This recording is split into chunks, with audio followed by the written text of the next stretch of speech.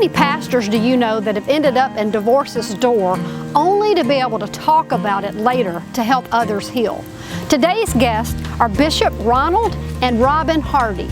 They have walked through reconciliation of their marriage in such an authentic way that now they teach others how to do it through books, through seminars, but they do it in such a way that they carry you into the pits and valleys that they got into and how God was able to rescue their marriage so that they can help others. You don't want to miss this story about marriage and redemption. We are so excited to have you back at Life on Purpose TV. Today's episode is going to be so informative and so much fun. We have Bishop Ronald Hardy and his wife Robbin. They pastor Faith, Hope, and Love Worship Center. They travel the world talking to people about how to have healthy marriages. You guys have a great love story, but it didn't start out so great. You had a couple bumps and bruises. Let's talk about when you got married and you had the idyllic setting of this is going to be so wonderful, white picket fence, and so many of us do. So let's share that story. We were all excited. We had just given our heart to the Lord. We was on fire for Him. At the age of 18, she was 18, I was 20. Excited about our wedding, and that day came, and we got married in the evening time, and we were getting ready to leave. Of course, we had no pre-marital counseling. But we just felt we love each other and it's all gonna work out. But that's not how it went. The first 4 years was pretty rough. You have two individuals that had their own mind, coming from different backgrounds and trying to work it all together. But after the first 4 years, I mean, being on fire for God and saved, but yet heading to the divorce court. The first 4 years were very challenging, you know, and we just hit up against some really rough situations, and it was just to the point that it just seemed shattered, and we didn't really know what to do with it. But we were both submitted to God, and that's the thing that kept everything together. Both of us were submitted to God, and we were willing to do what God said to do, not maybe what we felt needed to be done or what we wanted to do. It's like, God, what do you want us to do? And divorce was not what God wanted us to do. We really trusted Him even though we were coming up against a brick wall. Our trust in Him was the foundation to it surviving, because He reassured us concerning our marriage, and then He stepped in and healed our relationship. So how does that look though? I mean, how does He step in and heal it? Well, he began to minister to me about me. That was one thing.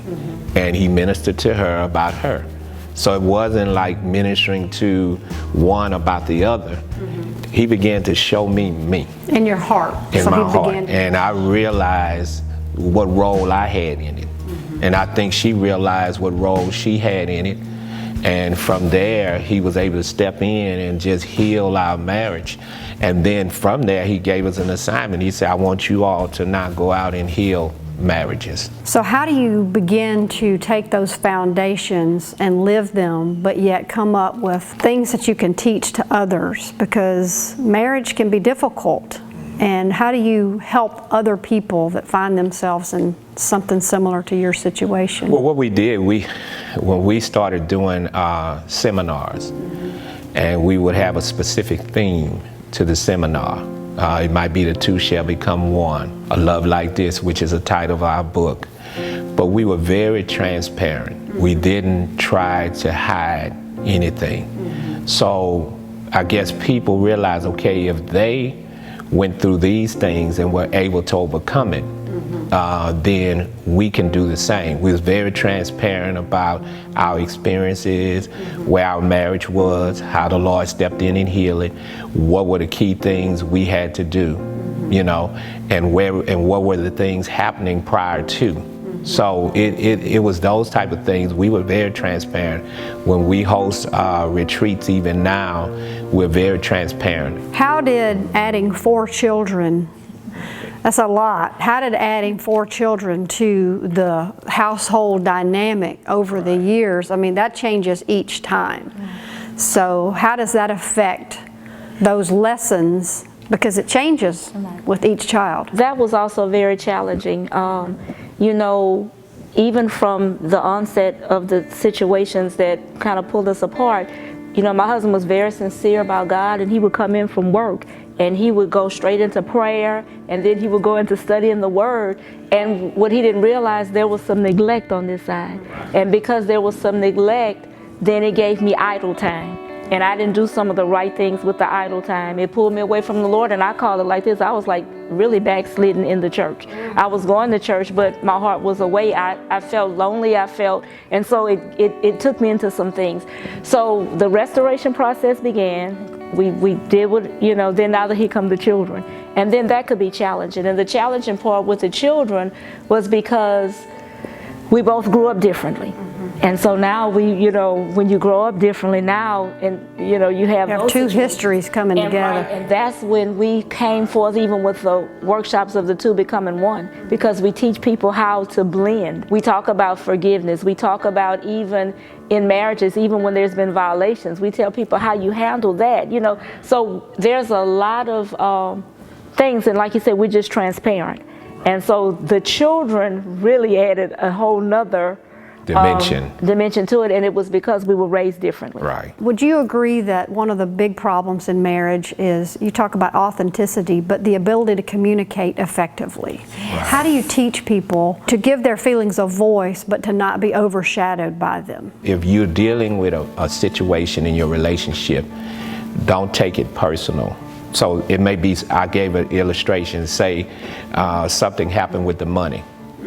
You know, then one coming in addressing the money, but the other one taking it personal, like, oh, now you saying I can't have the money? Right. Well, that really wasn't the problem. They trying to solve this problem that has occurred with the finances.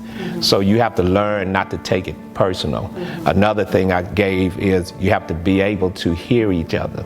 You know, be open to hear each other, be swift to hear, slow to speak.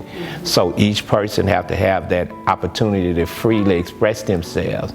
Yeah, because sometimes if someone talking, the other one cut them off, they say, I didn't mean that, I didn't say that. So you have to have that open line of communication. What have y'all seen as light bulb moments in the couples you've ministered to? We've had a lot of couples that have come to us and it's like, it's over. Right. And we're like, just give us 3 sessions, or, you know, just, there's been situations where we've had to split them up because it's just been that heated and intense. That intense. Some of the moments is when, you know, they get that breakthrough, and where a marriage was about to end, you know, it was restored. Sometimes when you're dealing with a lot that's going on, you lose sight of the person's real heart, you know.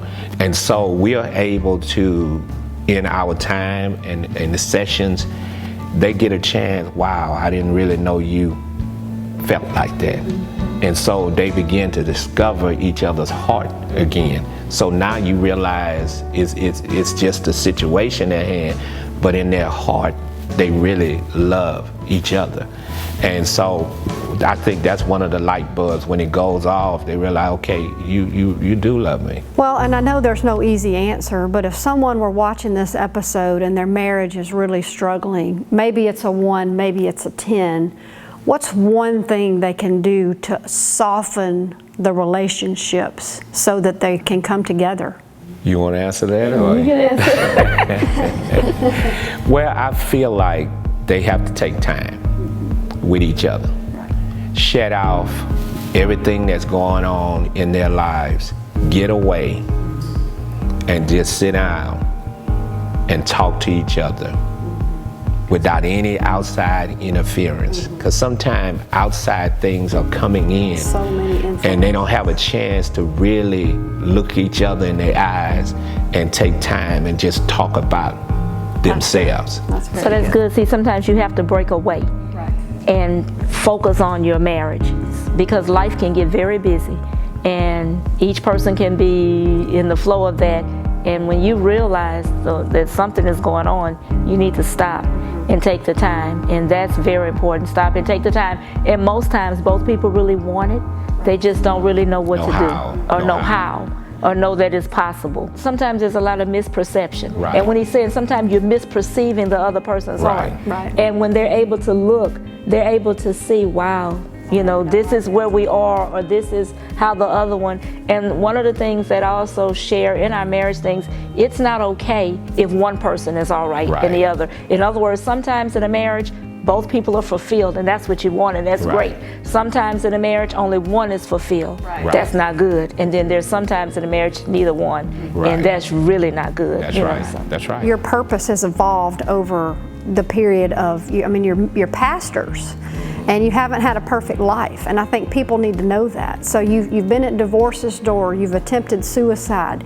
God has used those things to turn those into purpose for Him. So what do you say to someone who doesn't really know how to seek God's purpose in their life? One of the things is you have to look at the steps of your life and identify certain pinpoint areas of your life that God had a significant impact on, and realize that in the midst of that, you could have been going through this because God was giving you a ministry to reach out and touch many others. I mean, at the time it was happening, you don't think that way. You know, I mean, we never thought that we were going to be ministering to married couples. We were just dealing with our own struggles.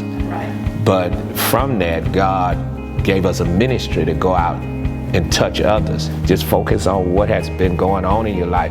You will find your purpose. Even sin, I mean, you know, even bad decisions, even seasons in the desert when you walked away from God, God can use that. Also, sometimes it's your gifts, talents and abilities and things that have been placed in you, and your passion. I'm so excited to have y'all here. I'm so excited that we got to meet. I mean, we've really had a good chance to become friends. I mean, our paths have crossed so many times since then, and I really, really am excited to touch on this marriage issue because we can all learn from each other.